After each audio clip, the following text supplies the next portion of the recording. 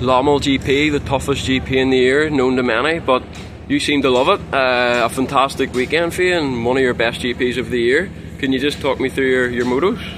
Yeah, for sure. Like training time practice, I wasn't the fastest, like 9-10 around there. But in the motos, yeah, I've ridden here so many times, so I know it's all about getting on rhythm. And I felt like from the beginning, like I had the strategy to take the rhythm, I could keep all the moto, and I felt like I just got better and better flow throughout the whole weekend actually. And maybe the second moto was my best riding, even though in the qualifying moto I finished 5th, but I felt like I rode the best the second moto on Sunday actually. So yeah, it's a really tough GP, but at the same time it's quite different because it's just heavy for the body. Like Indonesia or something where it's really hot is tough in a different way. So here it's all about mentally, like getting into the rhythm and managing to push all the moto and not collapse, kind of. And in that second moto, you were in a nice battle there with Jeremy Sura, factory Kawasaki. It must feel great to battle against the factory bikes, but I think you just made a mistake and went off track, which must have been a bit frustrating because I think you were a little bit quicker. You just couldn't get past. Yeah, both in the qualifying race and first moto, I passed Siever, and for the second moto, I felt like I had the speed to pass, but at the same time, all the track was quite difficult to get past actually. It was like one big main line, and you had to really push the limits to get past. And I felt like I was trying everything for so many laps, and Golnov was right behind me, so it was difficult to attack and then defend at the same time. And yeah, I had this line going out of the forest there, which I wanted to try to go around the outside of him, but then I made a slight error and yeah, I went off track. The track is quite narrow in that place, so I just got the front wheel outside and went off track, and then Golnov also came past, and it was 2 laps to go. It was far to the guy behind, so I kind of just rolled around the 2 last laps.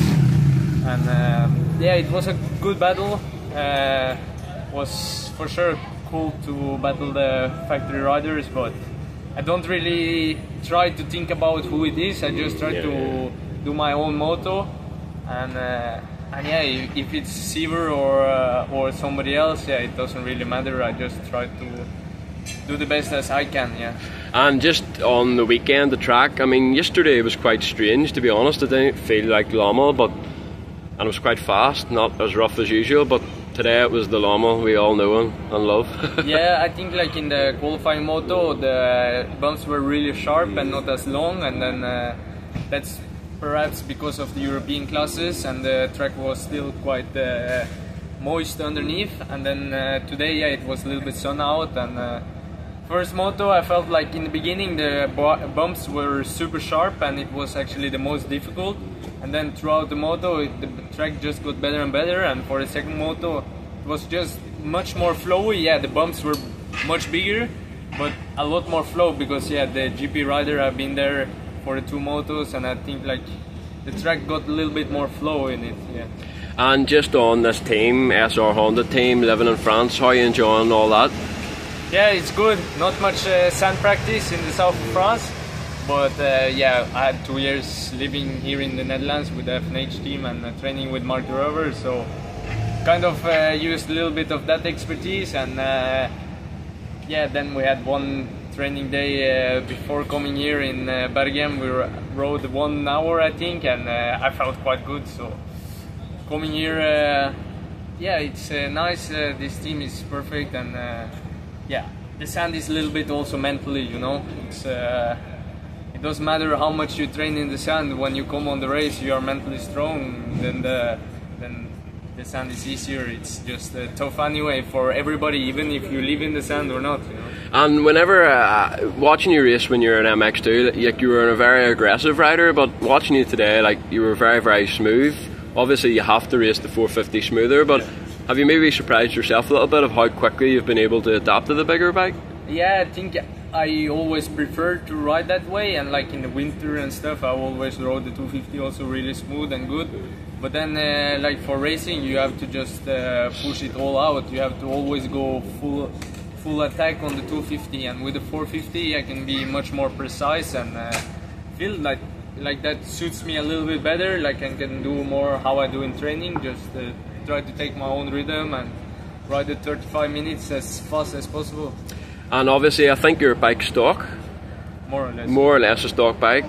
How is that battling against the best bikes in the world? Obviously, the team are doing a good job. Yeah, I guess it's not really stock because we got Kayaba suspension and then Akrapovic exhaust and things like this. But yeah, for sure it's not like a factory team, you know. We have one setup and this is what we use. But the good thing is, if I want something changed on the bike, it's always opportunities for do that. Like that's the good thing about the privateer team. It's no limits, let's say. And have you got an option to stay with the team next year, or is it all still up in the air? I'm sure the way you've been doing this year, you'll get plenty of phone calls. Yeah, for sure this is a very good place to stay. I think except for the factory teams, maybe even with the factory teams, it's the best place for me to stay. It's very good people and good sponsors and good group of people, you know, with the team. So yeah, the dream is always to be on the factory team, but just now I think still I need to improve a little bit. My goal is to always improve, like to zoom out a little bit.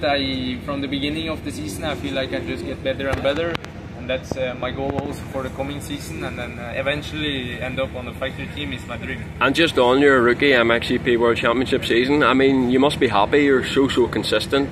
If you're not in the top 10, you're very close to it, and everyone knows MXGP is stacked. It's not easy to do that, so you must be content. And I mean, were you expecting this coming into the season?